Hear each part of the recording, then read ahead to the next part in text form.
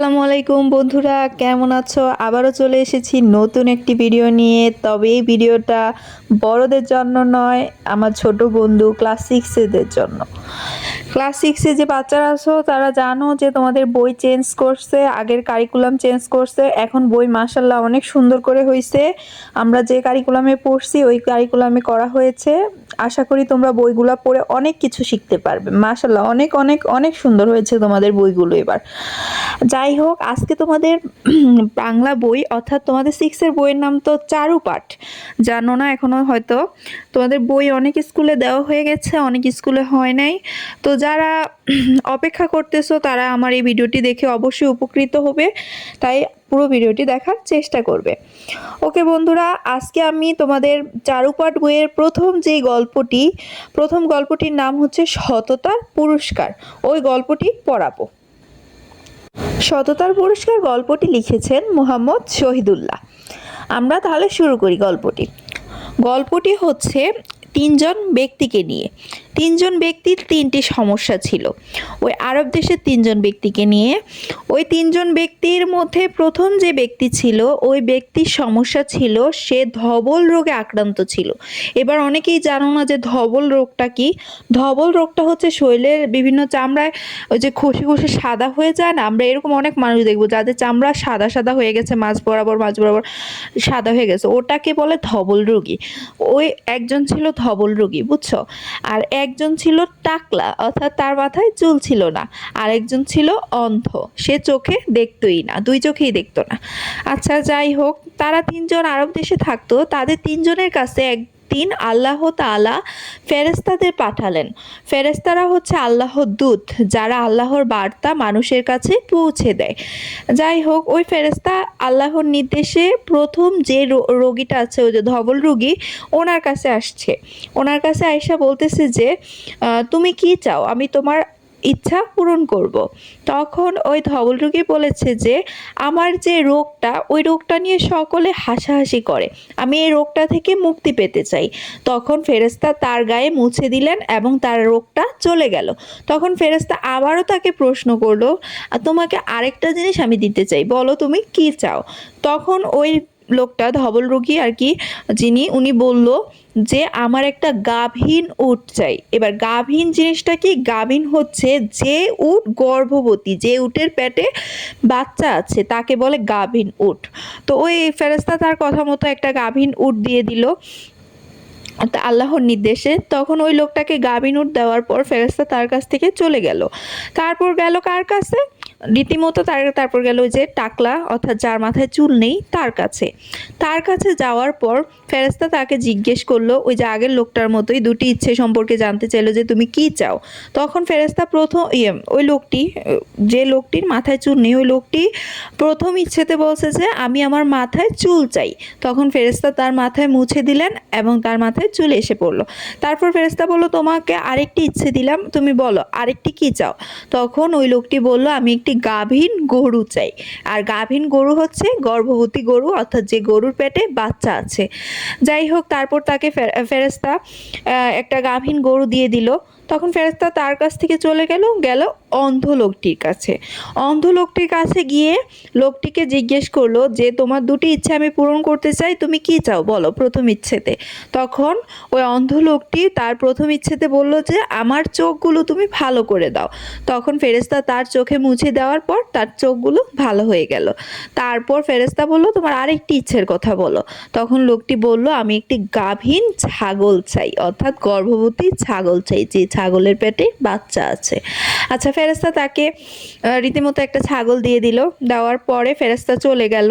চলে যাওয়ার পরে ওই যে তিনজন ব্যক্তি গাভীন উট, গাভীন গরু, গাভীন ছাগল নিয়ে মানে ভালোই দিন কাটছিল, কারণ তাদের ওইগুলা থেকে অনেকগুলা উট হয়ে গেছে, অনেকগুলা গরু হয়ে গেছে, অনেকগুলা ছাগল হয়ে গেছে, যার কারণে তারা আস্তে আস্তে একটু সবল হয়ে গেছে, সম্বল হয়ে গেছে। যাই হোক, তারপর আল্লাহ তাআলা তার দূত অর্থাৎ ফেরেশতাকে আবার ওই তিনজন ব্যক্তির কাছে পাঠানোর ব্যবস্থা নিলেন।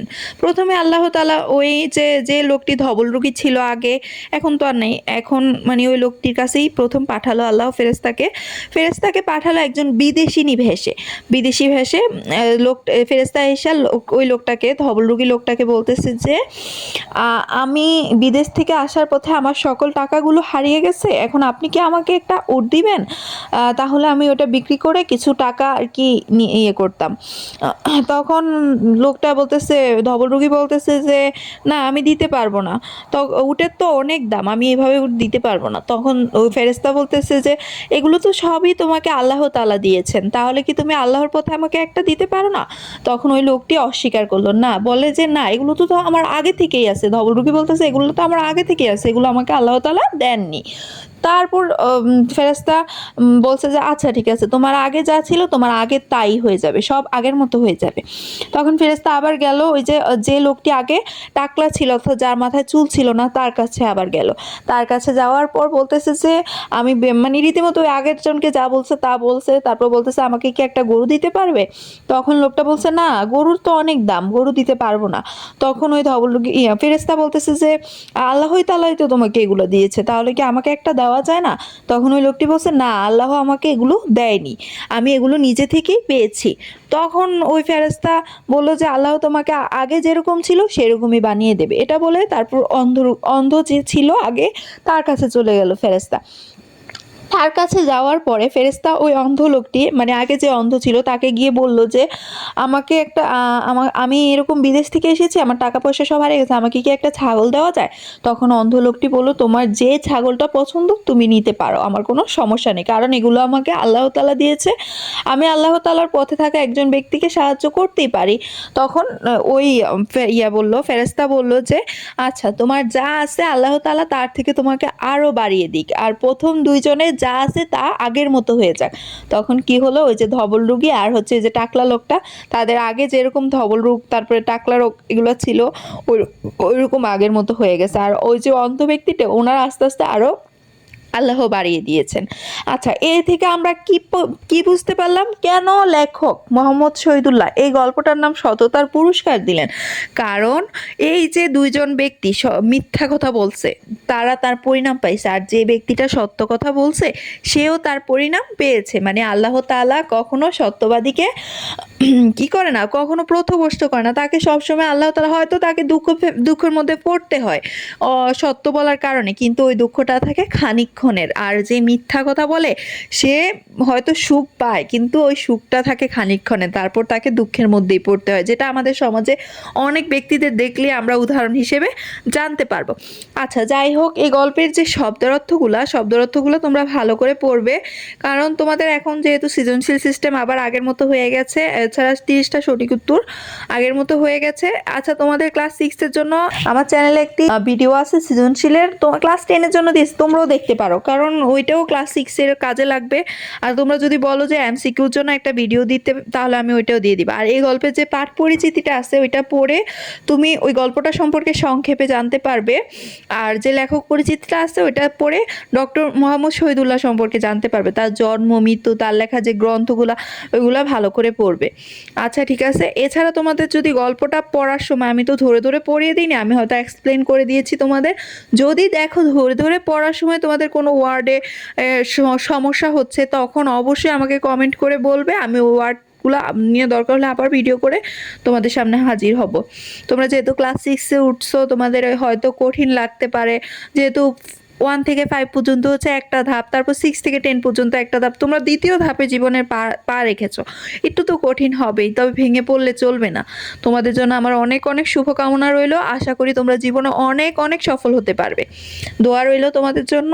আমার ভিডিওটি ভালো লাগলে অবশ্যই চ্যানেলটি সাবস্ক্রাইব করে দিবে, পাশে থাকবে। আসসালামু আলাইকুম।